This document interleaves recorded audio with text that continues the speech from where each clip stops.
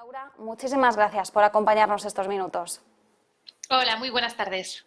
Bueno, vigilando algunas cuestiones. Por un lado, cifra de compraventa de viviendas, que en 2022 hemos visto cómo ha subido un 14,7%, 650.000 operaciones. Estamos hablando de la mayor cifra en 15 años. ¿Cuáles son los principales motivos, factores tras este aumento?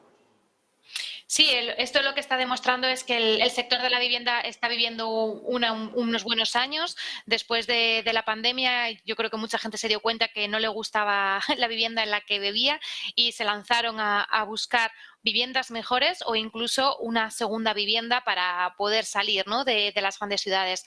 Entonces, desde 2020 progresivamente ha ido aumentando el número de compraventas y creo que 2022 va a pasar a la historia como un año muy bueno, tanto a nivel de compraventas, y luego también hay que tener en cuenta que los tipos de interés que hemos vivido en este año 2022 han sido increíbles. Se podía contratar hipotecas fijas por debajo del 1%, lo cual animó a mucha gente a hacerse propietario de una vivienda.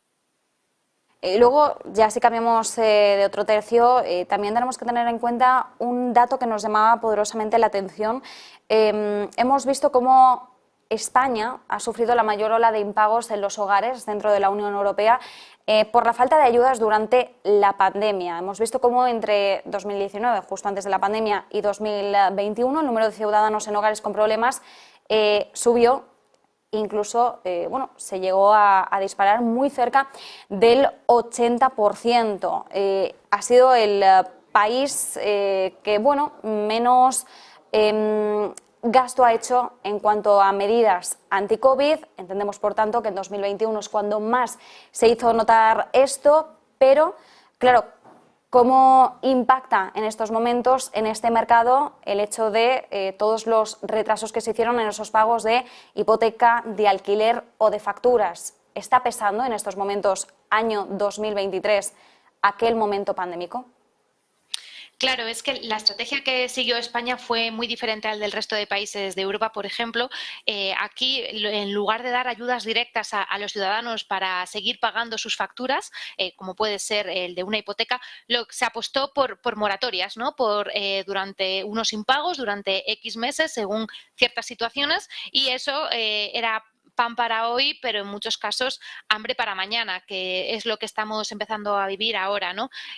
También se inyectó muchísimo dinero, que también nos está pasando ahora con los tipos de interés, que igual se tenía que haber subido los tipos antes de forma menos agresiva para contener todo el gasto extra que se hizo durante todos esos años, y ahora es cuando estamos pagando un poco la factura de esos años, ¿no?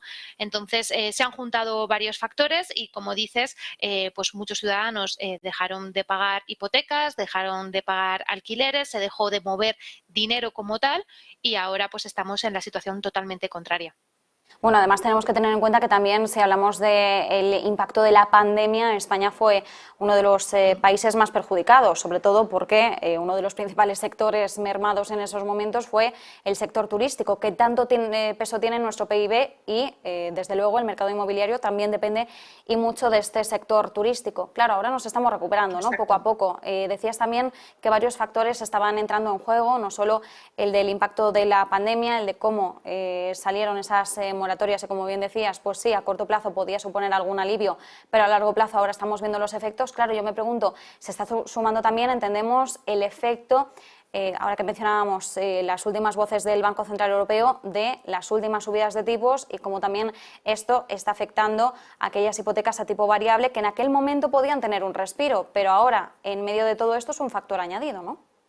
Exacto, es que ahora estamos en la tormenta perfecta, ¿no? Ha habido varios factores que se han ido combinando, y de pasar de unos años muy buenos, ¿no?, como incluso de tipos que hablábamos en año 2016, 2017, donde estábamos en Euribor en negativo, ¿no?, y para los hipotecados variables era una luna de miel, mejor incluso, pues ahora se ha convertido todo en todo lo contrario, y estamos en esa tormenta en la que está subiendo todo. Además, a esto se unió la guerra de Ucrania, la inflación. Es que hay que tener en cuenta que en muy pocos meses, ahora se va a hacer 12 meses, un año de la guerra, se ha dado la vuelta a la tortilla totalmente y hemos pasado de una situación económica, macroeconómica e incluso política totalmente diferente con un giro de 180 grados y ahora pues vamos a pagar las consecuencias de esos cambios que además han sido muy drásticos porque en los hipotecados variables esa subida, por ejemplo, del Euribor no va a ser o no está siendo de 20 euros más al mes. Estos meses de enero y ahora febrero, cuando cierre el Euribor este mes, vamos a ver cómo estos ciudadanos van a pagar cuotas de incluso 300 o 400 euros más al mes durante los próximos 12 meses. O sea que son cantidades muy elevadas y a las que tendrán que hacer frente mínimo durante un año. Y si lo que comentabais antes de las voces del Banco Central Europeo seguimos con esta subida de tipos en los próximos meses, pues la cuerda se va a tensar un poquito más y vamos a estar un poquito más asfixiados hasta que esto se controle y la política económica cambie un poco o se relaje. Laura, claro, en medio de todo esto y como decíamos, tantas hipotecas que se van a revisar en esta primera mitad del año y teniendo en cuenta la situación que están viviendo aquellos hipotecados variables, ¿esperamos algún tipo de respuesta, acción por parte del Gobierno? Porque ya hablábamos contigo hace unas semanas en medio de la petición de Yolanda Díaz de congelar las hipotecas a tipo variable. No sé hasta qué punto se va a debatir realmente esta medida. Pero lo ves, bueno, viable no, porque ya lo hablamos contigo, pero ¿ves que sea una posibilidad que vayan evolucionando esas discusiones? Yo sinceramente creo que de momento se van a quedar en titulares. No, de momento no estamos viendo ningún paso más allá. Opciones hay y hay formas de poder hacerlo y ayudar sobre todo a estos ciudadanos que lo están pasando mal. Lo hemos hablado muchas veces, mejorar, cambiar esa hipoteca, darles soluciones que de alguna manera el Estado les pueda bonificar, pero lo que no se puede hacer es obligar a un producto que es privado, que se ofrece una financiación para la compra de esa vivienda, obligarles a cambiar el tipo de préstamo, porque eso es que también se podía haber hecho con las personas que tenían una hipoteca multidivisa, se podía haber hecho con personas que tenían otros préstamos hipotecarios y que luego se han visto en situaciones muy complejas, o incluso las personas de 2008 que en aquel momento vieron como el Euribor se disparó a más de un 5%. Entonces, tampoco sería justo ni para los hipotecados fijos que han estado pagando religiosamente sus cuotas hipotecarias, incluso cuando el Euribor evidentemente estaba en negativo. Creo que hay alternativas de ayudar a estos ciudadanos, creo que aún no se ha dado con la tecla.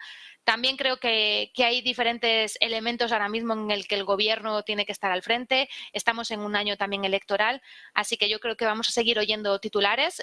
Incluso creo que algún partido quería eliminar las Golden Visa para que los extranjeros no compraran viviendas, como el caso de Canadá, para así incentivar la compra de ciudadanos, pero que tampoco tiene mucho sentido.